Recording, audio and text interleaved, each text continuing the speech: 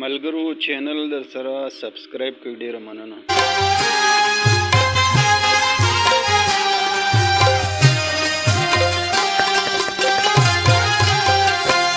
ماته دا نصیحت کړي باچا خان دې څوک چې خپل ژبه ورکا کې نور کشي دغه گفت دا صفات ملنګ د خولې دې څوک چې خپل ژبه سپکا ګڼي سپک شي.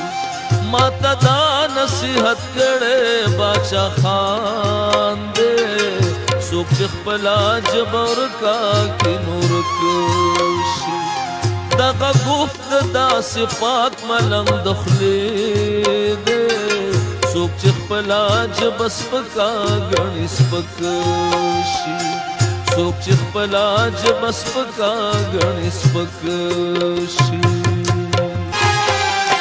که پښتون ځان په خپل کور شته کول غواړي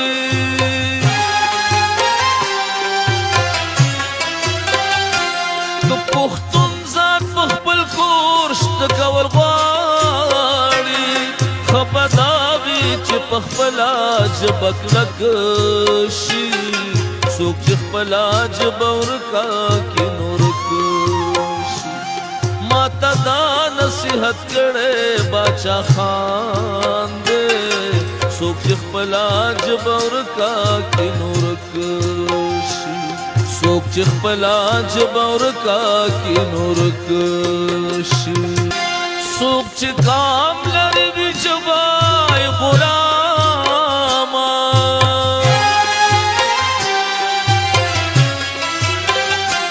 څوک چې کام لري وي ژبه یې غلامه که څوک دا درک ونکړي بې درک شي څوک چې خپل ژبه ورکا کې نور کشي.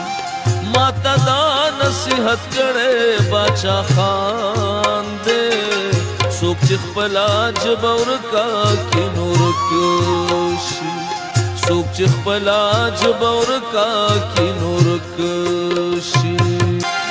ژبه یو اواز د ټولو پرګنو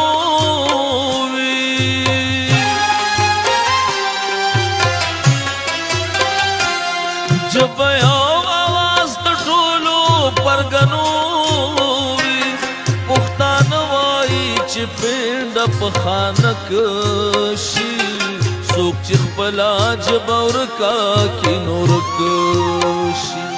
ماته دا نصیحت کړي باچا خان دې څوک چې خپل ژبه ورکا کې نور کشي څوک چې خپل ژبه ورکا کې نور کشي. ژبه روح دې بدن وي د روح نه مړ وي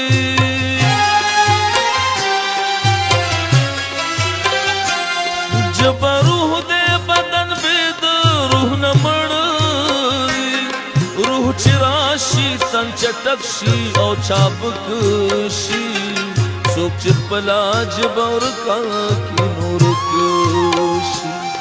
ماته دا نصیحت کړي باچا خان دې څوک چې خپل ژبه ورکا کې نور کشي څوک چې خپل ژبه ورکا کې نور کشي. ژبه مینا د تاریخ دې او کلتور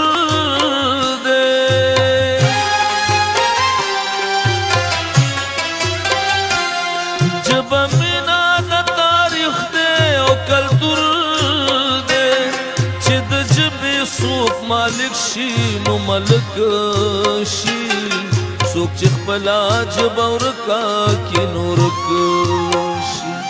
ماته دا نصیحت کړي باچا خان دې څوک چې خپل ژبه ورکا کې نور کشي څوک چې خپل ژبه ورکا کې نور کشي. سبانه کاروان بسنګ منزل ته رسي